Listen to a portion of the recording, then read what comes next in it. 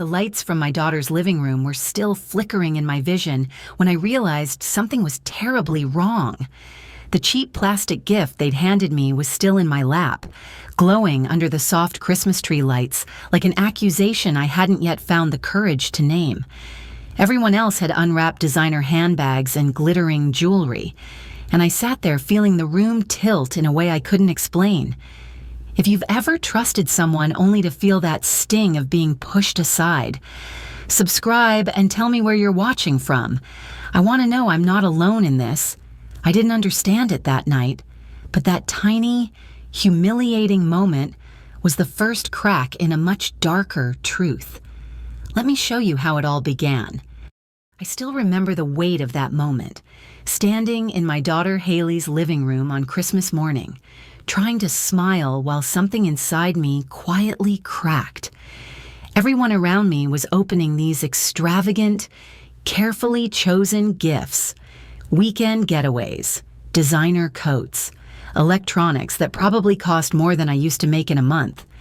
And then there was mine, a little bargain bin trinket, wrapped hastily, handed to me almost as an afterthought.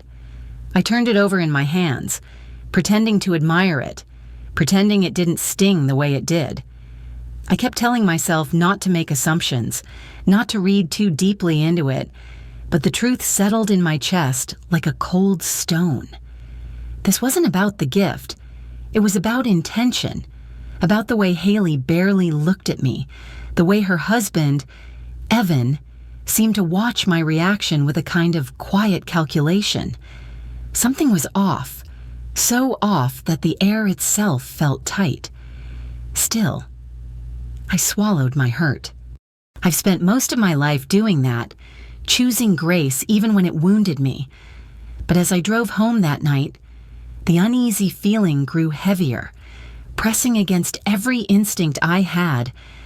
I didn't know it yet, but that cheap little present was the beginning of a truth that would shake everything I believed about my daughter's new life. And by the next morning, I would finally understand that what I sensed wasn't imagination at all.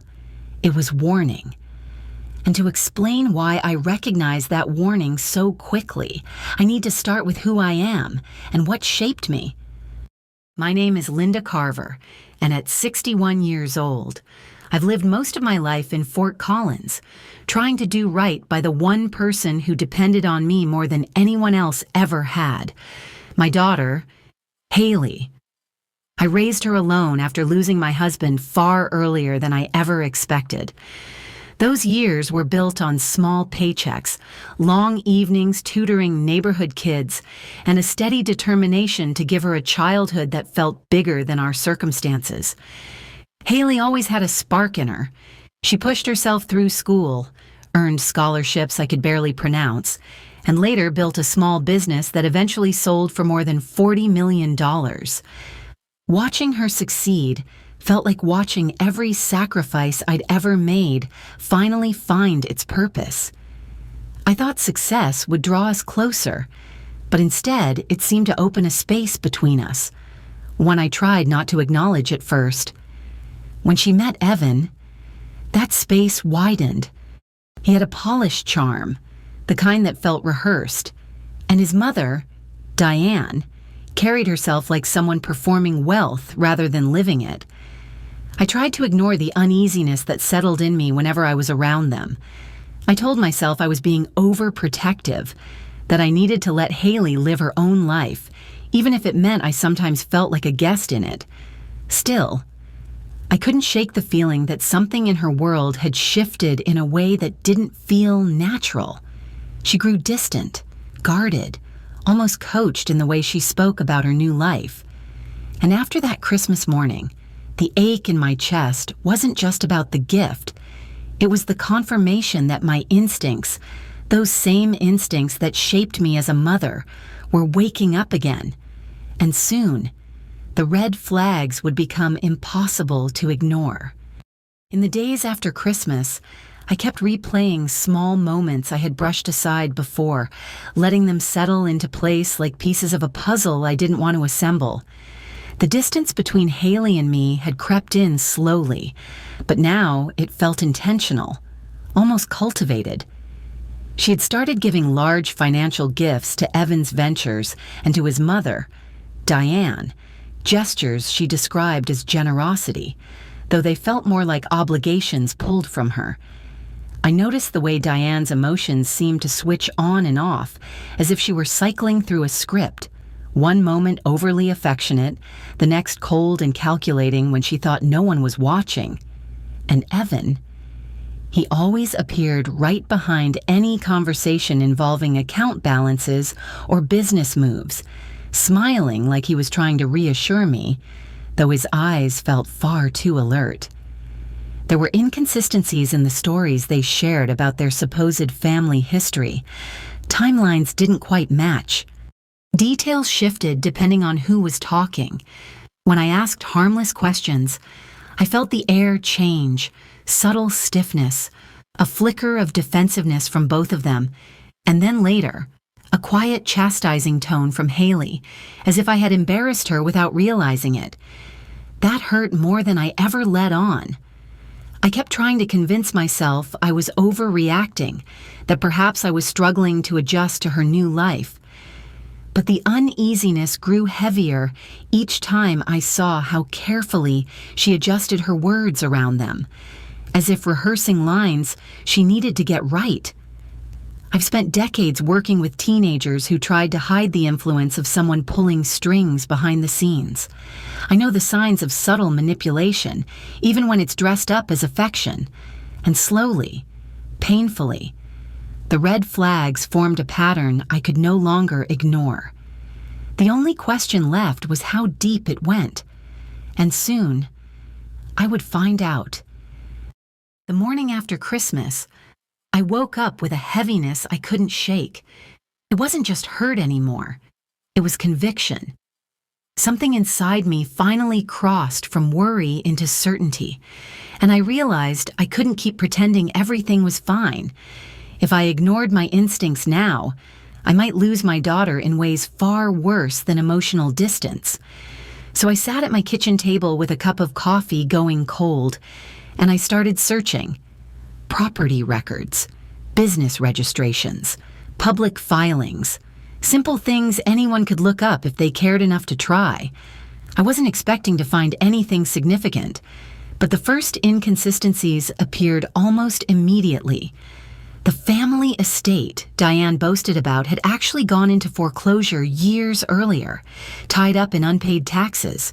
Evan's law career had gaps wide enough to fall through, with entire years unaccounted for. Their supposed Aspen lineage didn't appear in any public archives, not even in the kinds of basic society listings that families with true generational wealth usually show up in. The more I dug, the more the digital trail frayed. Addresses that led nowhere, phone numbers that had been registered only recently, background details that didn't match the stories they'd told. Each discrepancy added to the pressure building in my chest. I knew I needed help, but I needed someone who wouldn't judge me for sounding paranoid. So I reached out to an old colleague, Helen, someone who had always loved genealogy and identity research.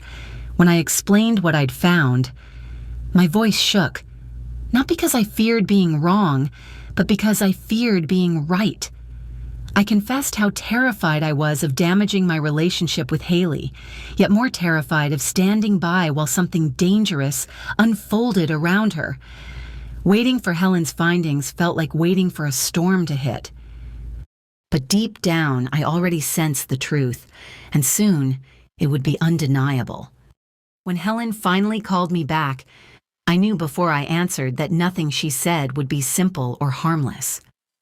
There was a quiet strain in her voice, the kind that comes from trying to steady someone before delivering a blow. As she walked me through what she'd found, I felt something inside me go still, as if my body already understood what my mind refused to accept. The first truth was that Evan wasn't Evan at all. The name he used didn't exist in any legitimate database before a recent registration tied to a prepaid address. His so-called degrees came from institutions that had no record of him ever enrolling. Even his birth date matched 3 different public entries, all linked to aliases used in past fraud investigations. Then came Diane. Her supposed lineage dissolved the moment Helen tried to trace it. The family business she bragged about had been shut down years earlier for financial misconduct, and her society ties led only to defunct clubs and fabricated profiles. One of her former names matched an old arrest tied to interstate scams. It felt like hearing someone peel the floor out from under my life. With each detail Helen uncovered, a slow dread crept through me. I had spent months doubting myself, wondering if I was being too protective or too sensitive. But now the truth was undeniable. My daughter had married into a world built on lies, carefully curated, deliberately constructed, and likely dangerous. The shock sat in my chest like ice. I kept thinking about how trusting Haley was, how much she wanted to believe she'd built a stable life. And the more I imagined her standing beside 2 people who had rewritten their entire identities, the more terrified I became. Everything inside me shifted in that moment. This wasn't suspicion anymore. This was danger, real, immediate, and circling closer by the minute. I reached out to my nephew because I needed someone younger, someone who understood the kind of digital fingerprints people like Evan and Diane might leave behind. I told him everything. My fears, the fake identities, the way my daughter had been pulled into their world piece by piece. Saying it out loud made the danger feel sharper, but I needed the truth, no matter how much it hurt. When he called me back, his tone said more than the words that followed. He told me he'd dug through archived communications, old cloud backups, and fragments of messages that hadn't fully deleted. What he found made my blood turn cold. There were notes between Evan and someone unnamed discussing how to finalize control of Haley's assets, draft agreements prepared in secret, all leaning toward isolating her financially. And then there was the darkest part. Messages hinting at an accident, written so vaguely it was clear they'd meant to hide their intent, but not vague enough to disguise what they were planning. The moment he said it, I felt something inside me collapse. Every suspicion I'd tried to rationalize, every uneasy moment I'd brushed aside, snapped into place. This wasn't about money anymore. This was about my daughter's life. Panic surged first, wild and blinding, but it didn't last. It hardened into a terrifying clarity. If I confronted her too soon, she might run straight back into their arms. If I hesitated, those 2 could finish whatever plan they'd started. I had to move carefully, intelligently, and fast. By the time I ended the call, one thing was clear. I needed undeniable proof and a controlled way to expose them, and that meant setting a trap they wouldn't see coming. Agreeing to set the trap felt like stepping onto thin ice, knowing it could crack under me at any moment. But there was no other way.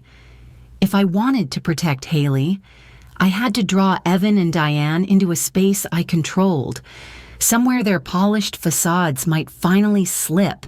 That meant inviting them to dinner and pretending I was ready to mend the strained relationship between us. The thought alone twisted my stomach, but strategy had to come before comfort. I spent the afternoon preparing the house, moving with a focus that came from equal parts fear and determination. I cooked the dishes they liked, arranged the table exactly the way Diane always claimed to appreciate, and set up small recording devices tucked discreetly around the living room and dining area. Each step felt strangely intimate, like I was building a stage for truths none of us were ready to face.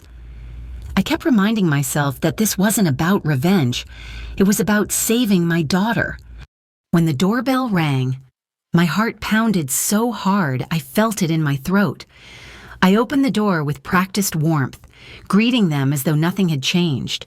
Haley looked hopeful, almost relieved, and I held on to that look to steady myself.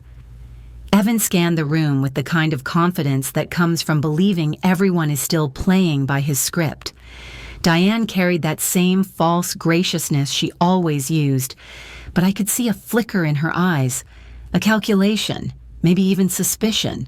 Throughout dinner, I played the role they expected, offering gentle stories, small compliments, and carefully placed questions. I watched how they reacted when timelines didn't match, when I referenced details they'd forgotten they'd fabricated. Their smiles tightened, their voices shifted, the air thickened with the weight of everything unspoken. And then, in one brief moment, something in Evan's expression cracked, just enough for me to see the truth beneath the polish. That was when the night began to turn. The moment Evan's expression cracked, everything shifted. It was as if the air in the room snapped. His smile flattened, his posture tightened, and an unmistakable panic flickered through his eyes. Diane sensed it too. Her calm veneer vanished, replaced by something sharp and reckless.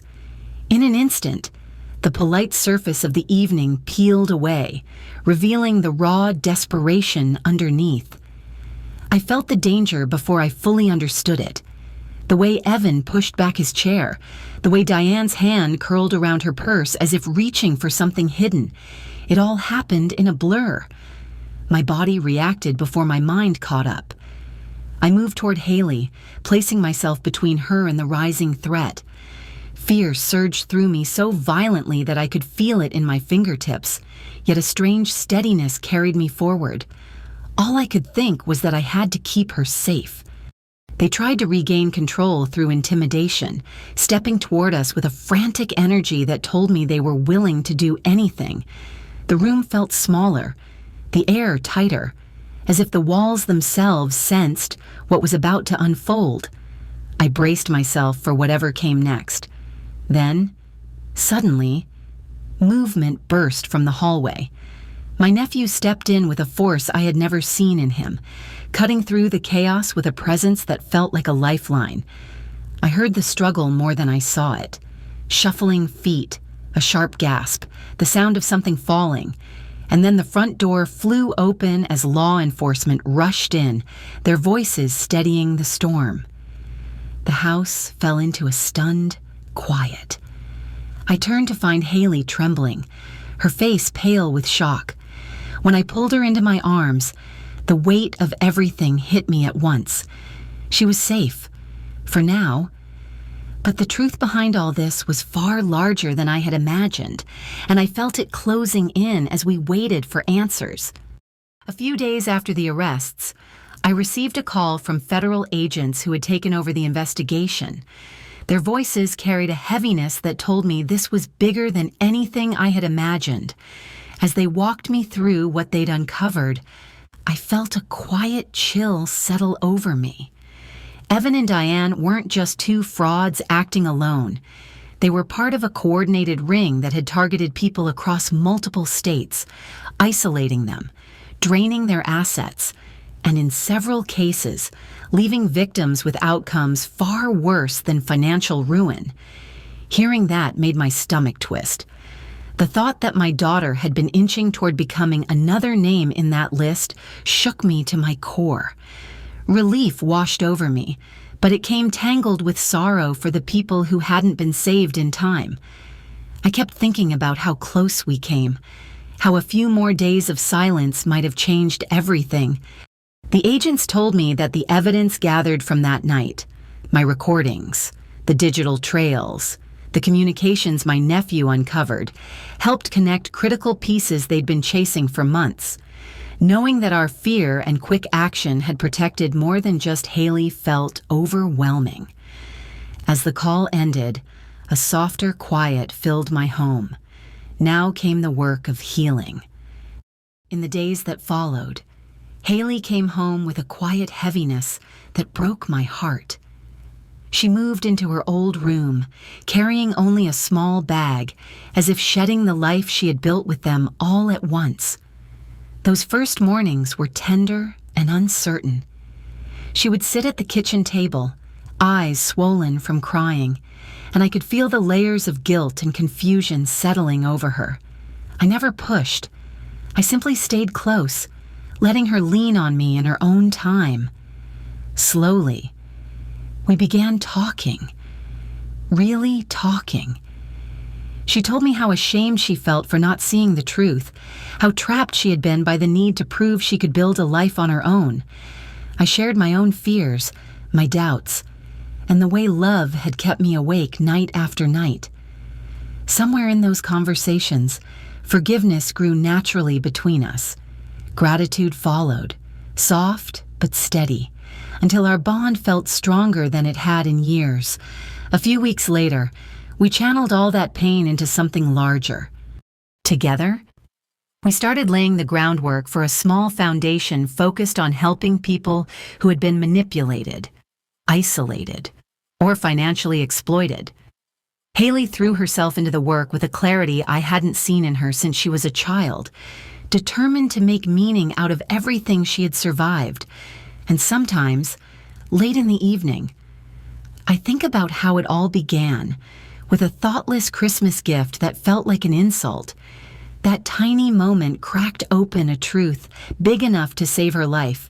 It taught me that intuition is rarely loud, but it is almost always honest. If you've ever felt something was wrong, no matter how small, did it lead you to the truth? Share your story in the comments. I read everyone.